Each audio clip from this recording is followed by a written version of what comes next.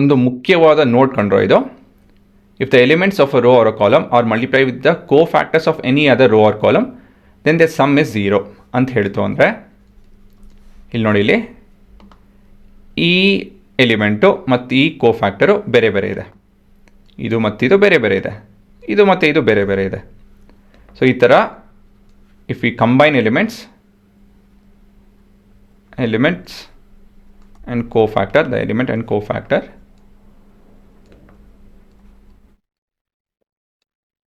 are not directly related. ಈ ಥರ ಮಾಡಿದಾಗ ಏನಾಗುತ್ತೆ ನಮ್ಮ ಉತ್ತರ?